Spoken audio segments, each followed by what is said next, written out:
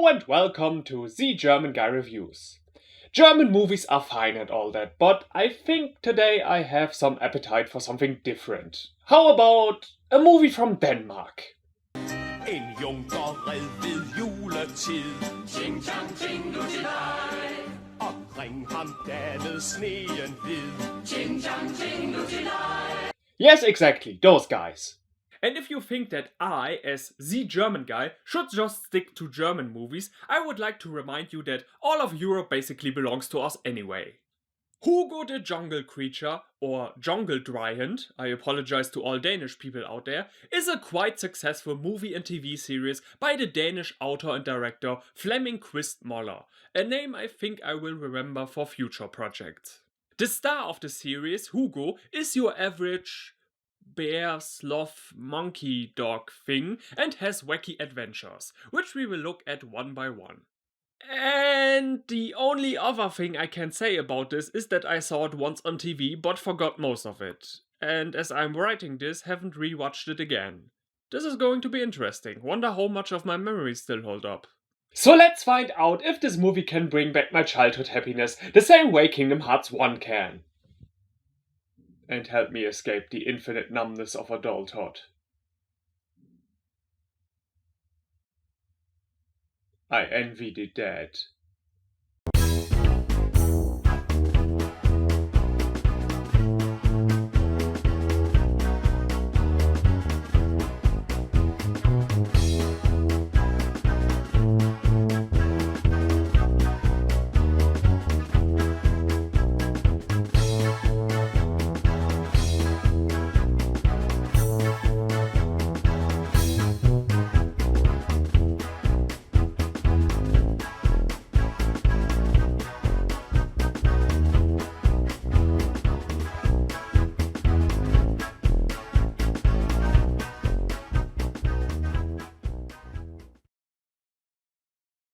Before we begin, a lot of you maybe wonder why I use the German audio in some movies when there's an English dub available. The answer is no reason. I feel like it, that's why. If I want to review something in English, then I will. Besides, it won't hurt you to learn how to be bilingual, especially when we will take over the world eventually. Did I just say that out loud? I meant, of course, look! German Yeti! And if you are complaining that you have to read from time to time, well, I'm sorry that His Majesty had to read for once in his life. You privileged fuck. You fat fuck. You fat decadent American Schweinehund. No, seriously, do you have any idea how many subtitles I had to read in my life? That being said, let's begin. The movie begins, where else, in the jungle, where a narrator that was kidnapped from the set of the latest safari documentary introduces us to Hugo, who, we are told, is one of a kind animal. He is what most of the offspring of Noah's Ark looked like. After waking up his friends by playing a practical joke on them, they start to swing around while singing a happy song about their carefree life. We then meet, the hooker version of Popeye's girlfriend and her husband. Was hab ich von dir gekriegt? Ein paar krächzende Papageien, ein ekelhaftes Kriechtier und eine langweilige, nichtsnutzige Schildkröte. Glaubst du etwa, damit kann ich bei meinen Freunden Eindruck schinden? Mein lieber Freund, Scheich Petrolian, hat seinen edlen, grönländischen Jagdfalken. Der Maharaja von Burtuk hat einen weißen Elefanten. Und Michael Snackson hat einen bildhübschen Silberpuma und seinen lieben Schimpansen. And still, this cartoon Michael Jackson looks less creepy than the real-life version. The woman goes on, saying she wants the most rare animal of all time. How are we supposed to find someone who actually paid for Winrare? The husband of our villain Isabel, named Konrad, hired a local native who says he is going to catch the rarest animal in the world for her in exchange for a Walkman. Oh my god. 90s kid flashback. And so Hugo's easy life, consisting of eating and more eating, finds its end. Isabel is pleased and says he will be perfect for her new film, The Beauty and the Jungle Beast. But who is who? Du wirst von bösen Menschen gefangen gehalten und dann tauche ich auf und befreie dich. Und dann liebst du mich über alle Maßen. Ja.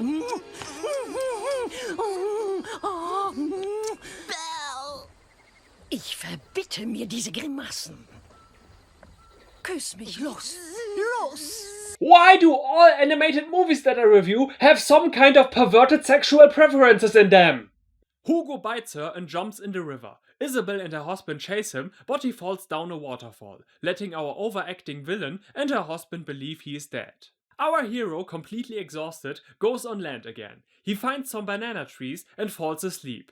Turns out, Hugo was sleeping on a banana plantage and is sent off to God knows. On the boat, two rats free him from his trap and he goes on deck to clean himself because he's dirty from his own puke. After he took a quick bath in seawater, his tummy wants some sacrifices and so he goes to the kitchen but burns his finger on the soup. The cook on the ship, being a nice guy, nurses him and says he can live in the kitchen until they arrive on land. They simply don't pay me enough to care if the crew gets tropic diseases.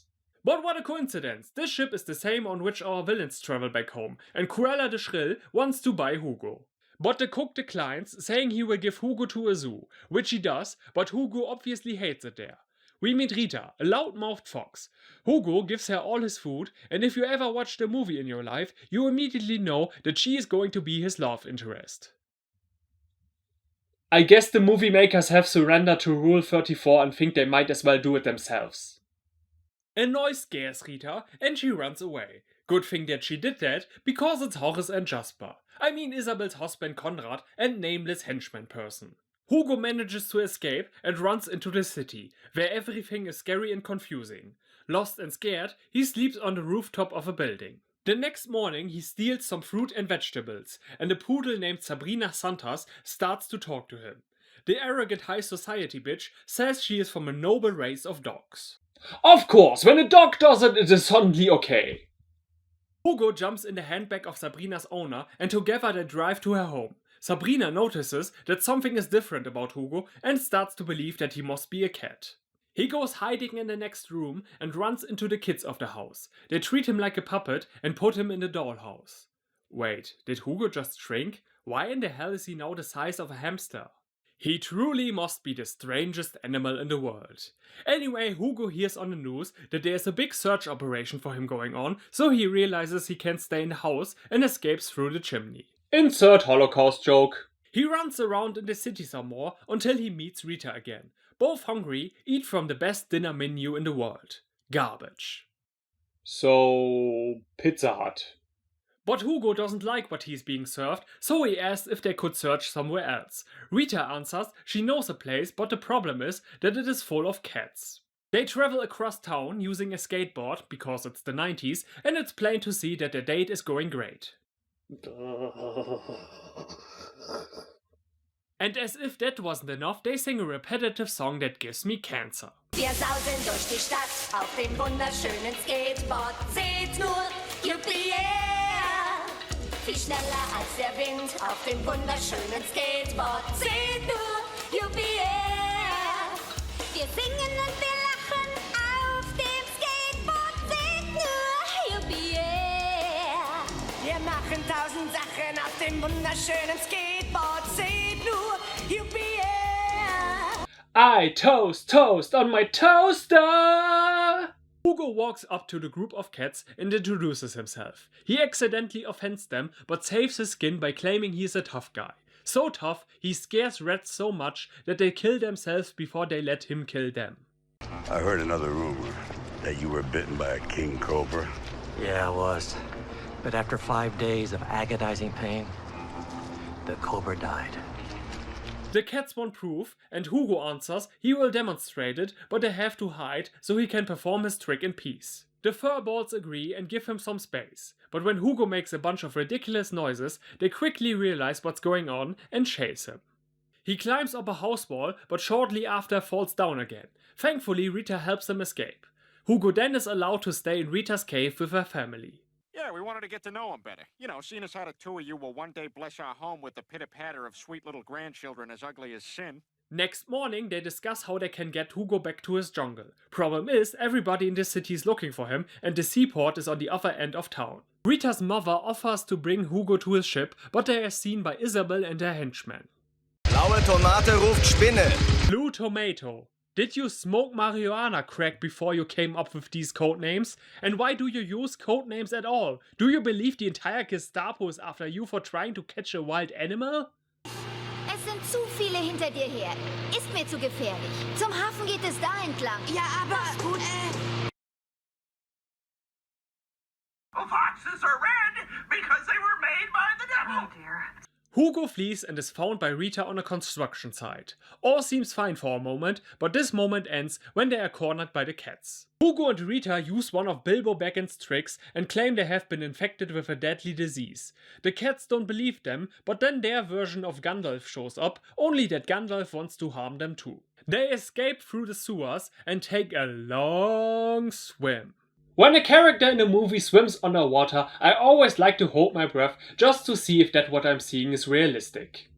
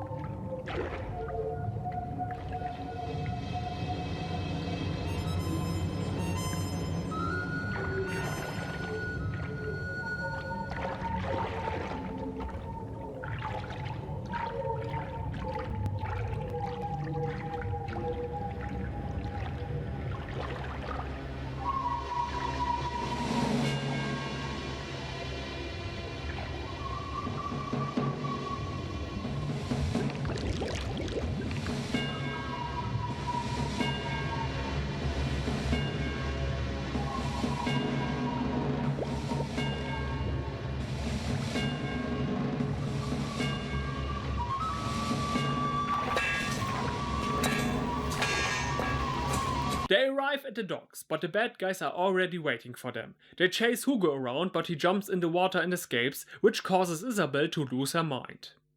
Holy Christ, lady, it's just a pet!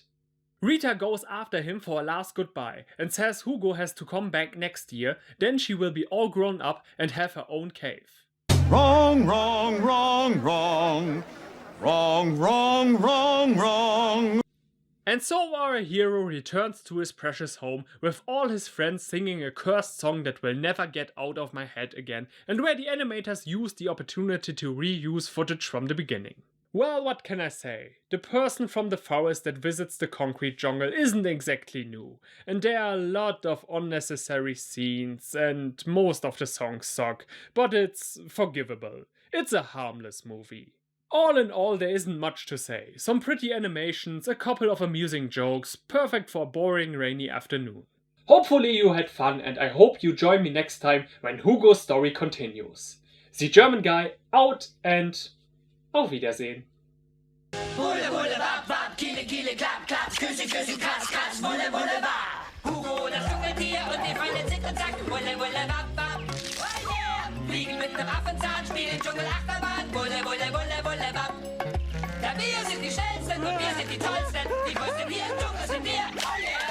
Wulle, wulle, wap, wap, kiele, kiele, klapp, klapp, küsse, küsse, kratz, kratz, wulle, wulle, wap. Der Spaßvogel Hugo, die lustigen zick und zack, wulle, wulle, wap, wap. Oh yeah! Papageien gern, lassen sich dabei nicht stören. Wulle, wulle, wulle, wulle, wapp.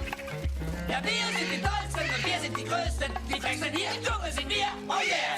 Wulle, wulle, wapp, wapp. Kiele, kiele, klapp, klapp. Küssi, küssi, kratz, kratz. Wulle, wulle, wapp. Hugo, das Dschungeltier und die Affen zick und zack. Wulle, wulle, wapp, wapp.